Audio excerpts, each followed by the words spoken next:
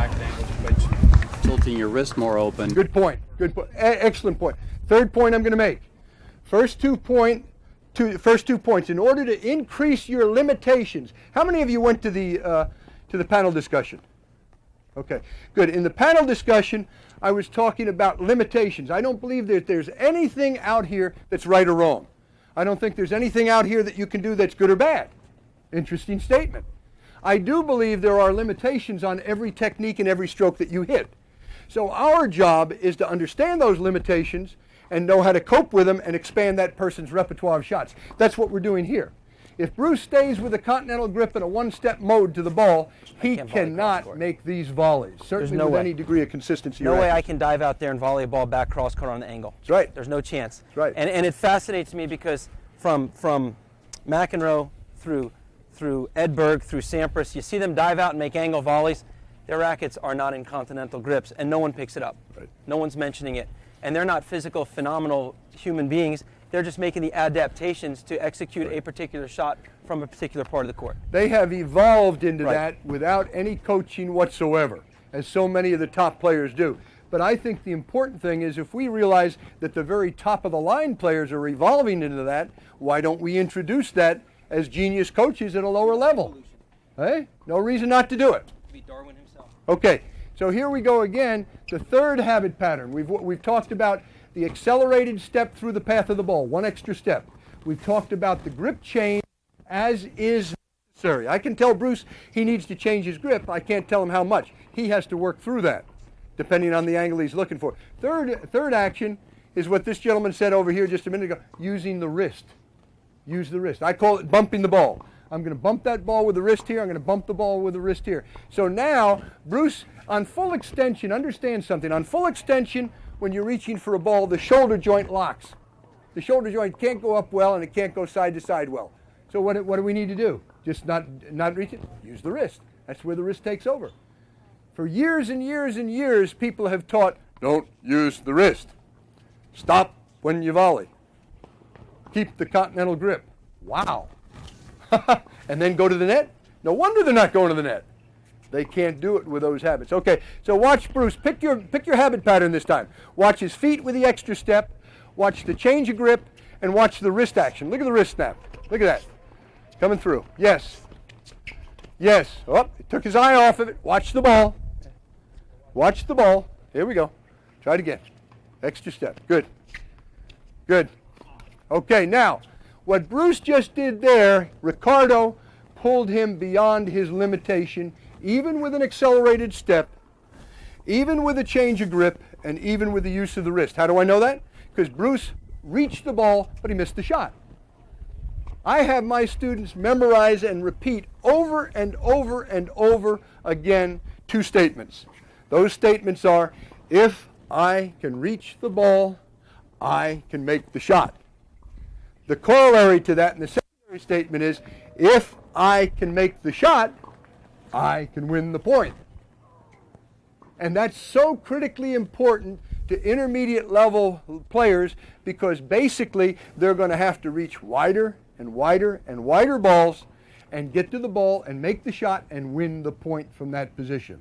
So Bruce, in that situation, was pulled beyond his comfort zone. And that's the fifth margin that we did not talk about in the classroom, the comfort zone. Along with going for the secondary target is the comfort zone.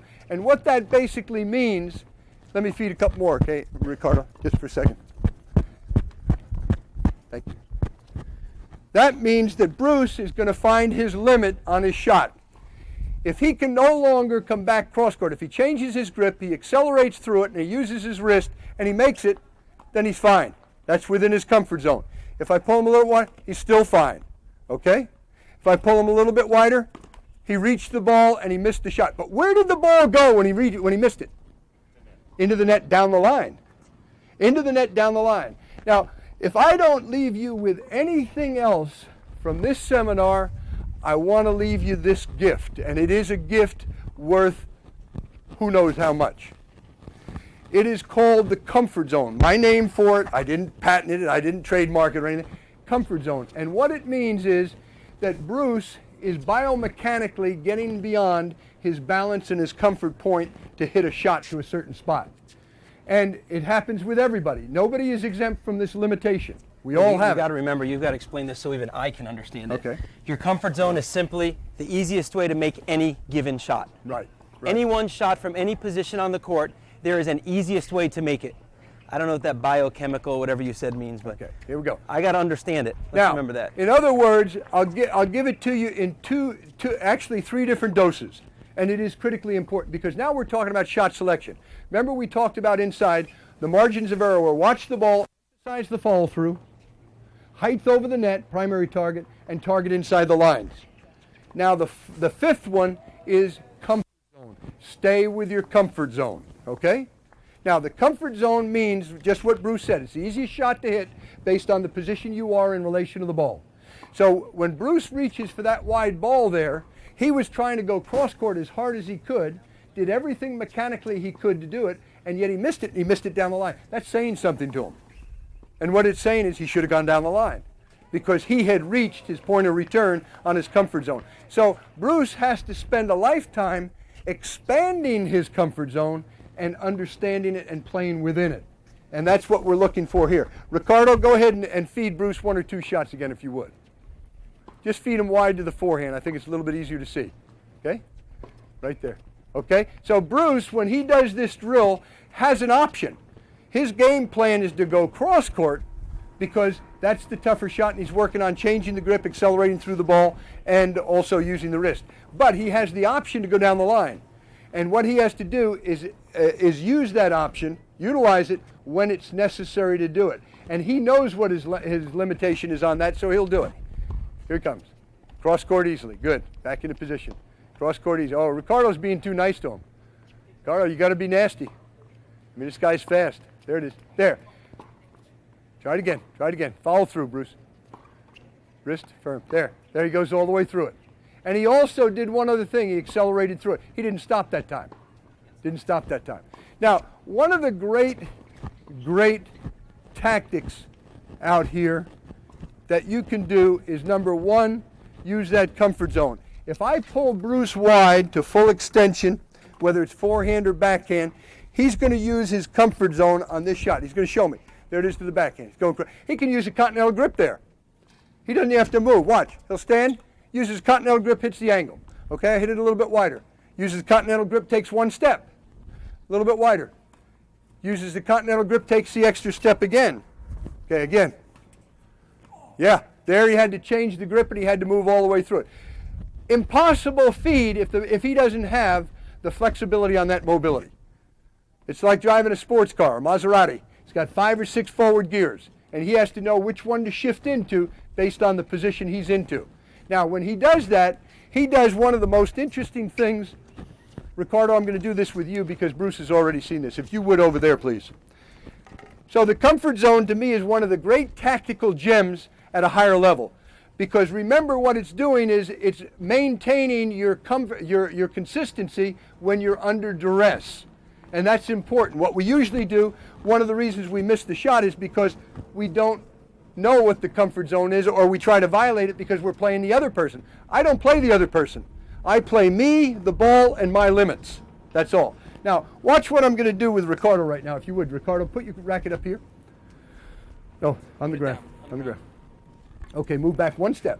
Now watch what I'm going to do with Ricardo. Second great tactical gem, and we all know it. I'm going to take a ball. I'm going to take it behind my back. He's never seen this before. I'm going to throw it to his right hand, and he's going to catch it. Just drop it now. Okay? Go. Good. Again. I mean, this guy is quick, isn't he? Why did his hand go up? Conditioned reflex. It's like a knee jerk. Go into the doctor's office, you hit that knee, boing, it goes up. Why does it go up? I didn't make it go up. Same thing with Ricardo. We do not use that conditioned reflex enough. It's one of the greatest tactical gems there are on a court. Sometimes we use it unconsciously, more often than not we don't. What I did with Ricardo in this situation is I fed him enough balls this way to start to get him so that he's in that mode and he's going through. And the only way I can do it is to do it what? Consistently? Yeah, he's ready now. He's ready. But he has to be ready. So I won't do it quite as frequently. But usually there's about a 3-to-1 ratio on that conditioned reflex. If I go consistently and accurately to one spot, we will start to anticipate and lean. And once you get that person anticipating and leaning, you've got the opening on the other side. Now again, this works on serves, it works on returns, it works on every shot, but it only works if what? You are consistent and accurate. If you're making one booming winner and the person doesn't even have to move for a ball, and then you're missing 2 shots, and then you hit it to the other side, you're never taking advantage of that conditioned reflex. Something at our disposal that a lot of the youngsters don't pay any attention to because they're so preoccupied with hitting the ball hard, with power. As I said before, I'm not against power, but I like to see a little bit of intelligence too. Do you use the same drill with the younger players and using soft foam balls? Yes, yes. The question is, do you use the same drills with the younger players who use the soft foam ball? The spinners and anything like that. Yes, absolutely. You can work this stuff at any level, any age, and it's interesting because on the younger levels they'll do it unconsciously. At the higher levels they like it because they can consciously understand it and then they can start to do it. It's important to understand that any skill you're talking about developing, even though it might sound a little bit wild that a 7-year-old changes their grip and is practicing angle volleys, it's no different than any other skill you teach them. All you're doing is arming them for the future when they will need to be completely flexible in any given situation and apply the skill necessary. Now the key feature that we did here that I want to re-emphasize again is not only work on the mobility, the change of footwork, the different footwork patterns, but also on the grip changes, which is a flexible concept, and then also the use of the wrist, which is blatantly against traditional teaching. The main thing with Bruce is, and Ricardo is, they always have a target in mind. One of the phrases that I absolutely get nauseous about is when a player reaches for a ball, lunges for a ball, gets it back and loses the point, or just barely misses it. And I'll ask them what they were, where they were concentrating on hitting the ball. Oh, I wasn't trying to get the ball in. I was just trying to get there. That's a total loser's mentality. The object is not to get there. The object is to get there, make the shot, and win the point. So that person is 2 or 3 phases removed from that concept only because of their mentality. You don't just reach for balls. You don't just try to get them back. You always have a specific target. And interestingly enough, you can do that. It's sort of like chewing gum and walking at the same time. It can be done. Okay? But people don't demand that. They don't challenge a player with that. Well, that's the mentality. They don't think they can get it. Why? Because basically it's further away from the one step, but they can get it. So now what we've done in this little volley drill right here is worked on 2 dimensions, side to side with the mobility forward and back, with the flexibility of changing grips as necessary, moving, accelerating through the ball as is necessary, and using the wrist as is necessary. Always have the targets. Now, let's move the targets back, Bruce. Let's go ahead. Ricardo, I'm going to have you stay at the net if you would over there. We're going to take another zone on the court, and what I'm going to do is put a two area target here. Okay? Ricardo, you're standing on the service line. You're working on your volley right now. You're working on your transition volley, which means that you're not inside the service line. Even step back another step if you would. Another step back. Your objective is to hit the $100 cone. Got a $100 bill planted under there, okay? And basically, it's acceptable if it goes anywhere between that line and the baseline. It's also acceptable if you hit it long, because then all you have to do is add underspin to it or take more pace on it. It is unacceptable to hit the ball in this area here. Between the service line and that target line is what I call the great mediocre lane, which means that every mediocre player that plays tennis in the United States or around the world can hit the ball in this area. So consequently, every player can pass you off that area. So you're working on improving that shot right there. Now remember, we talked about overcorrection before. What I want Ricardo to do is to try to incorporate the overcorrection. If he hits it short, I want to see him hit deep on the next one. Okay? Here we go. Good volley. Good depth. Excellent depth. Good. Looking good. That's it. Hit it to his backhand, Bruce. I want to see a backhand. There we go. Good. Okay, good. Keep it up. Same thing. Short. Good. And I will have my players, when they're doing this drill, call out short. You know, we were talking about teamwork and cooperation and things like that, and how one player makes another player good. You know, competition is the highest form of cooperation. You ever think of it that way? Competition is the highest level of cooperation. In other words, if they cooperate out here, they're not competing, but it is a competition. When I play a match and I'm competing against somebody, that person's my buddy. Why? Because they're going to bring out the best in me. They're going to tell me when I miss it. If I'm doing something inadequately, they're going to punish me for it. And that's good, because what is my pure goal? To reach my potential, not to beat that person. That's a side journey right there. My real motivation for playing is for me to reach my potential. The way I'm going to do that is to have somebody punish me when I do the wrong things and get rewarded when I do the right things. And I can't do that. I can't do that effectively. But his opponent can, or his partner can. So when he hits that ball short, I want Bruce to say short. I want him to know it. I want that to stick in his craw. I want him to know that he's not accurate with that shot. Good. Good shot. Excellent, Ricardo. Very good. Keep it up. That's extraordinary. Hit the target. Come on. Out. Good. Short. In between. Now, that was perfect. That was perfect. See, because now if I'm walking around 5 or 6 courts, I don't even need to see anything. All I need to see is here. Short, out, good. Good. Out, short, good. Then I know that player is going through the corrections that need to be done in order to hit that target. Now, that's an extraordinary level of volleys. That is extremely difficult on that basis.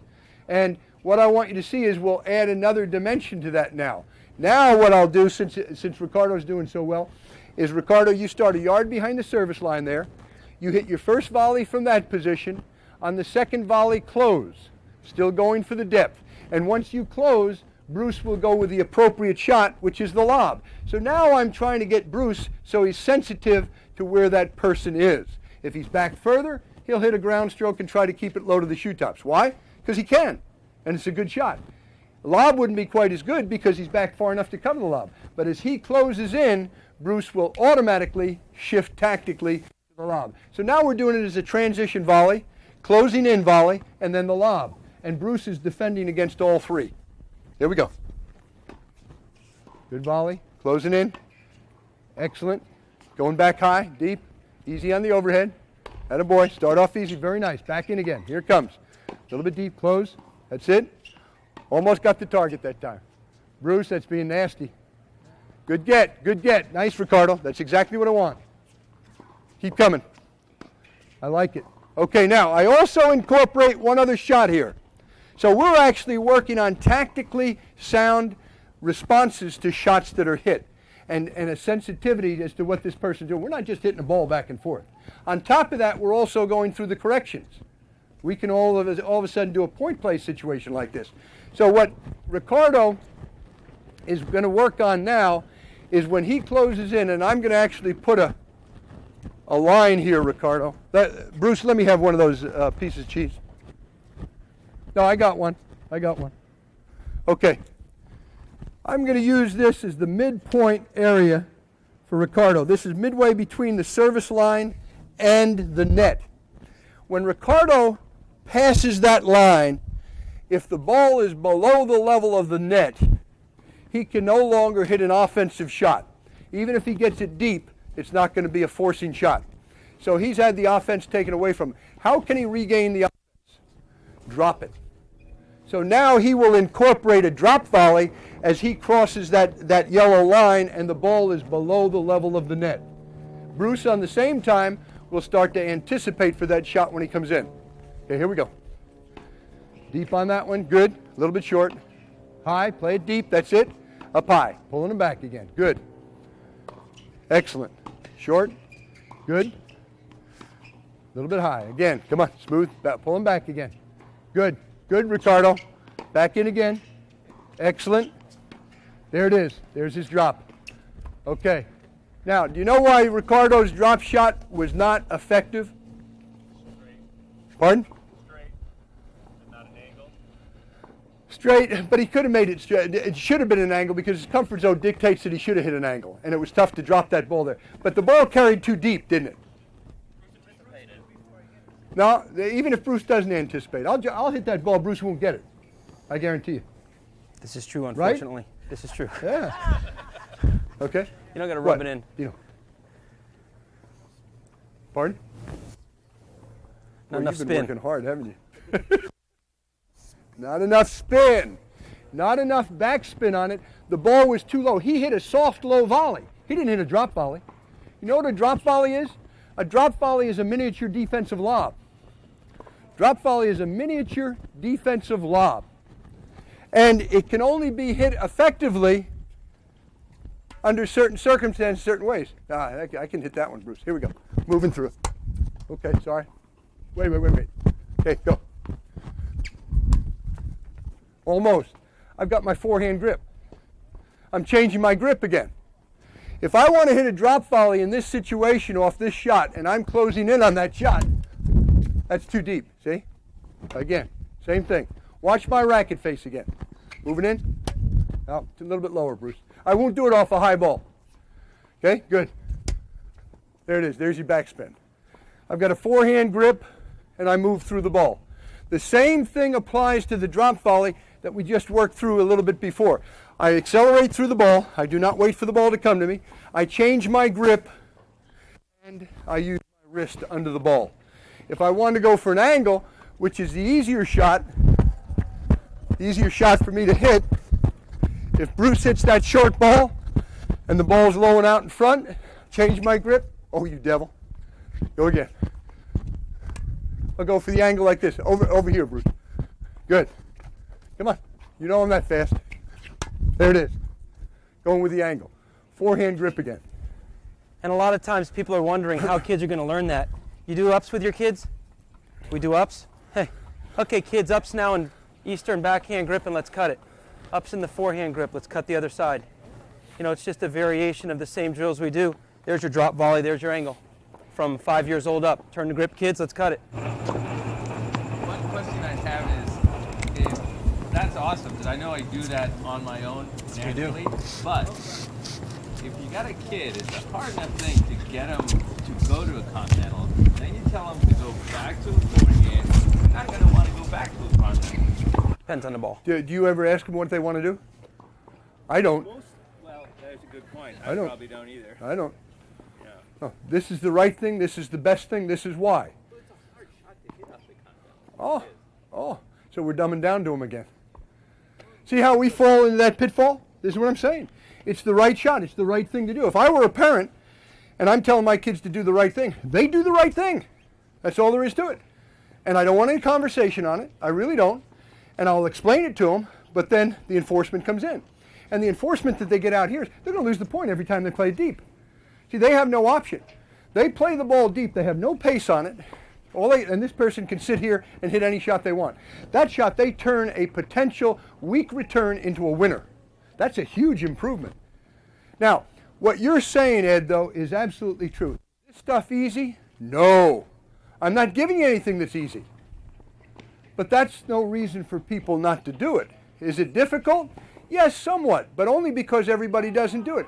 I used the analogy in the room before, I think, about Belgium and Switzerland developing the top players in the world, two little bitty countries. Why? Because I think they have, it's interesting too, because this fell pretty well with the analogy, but they're two small countries, and the players, and they're surrounded by other countries. Those players in those countries have to learn 4 to 5 languages. Why? Because they're surrounded by 4 to 5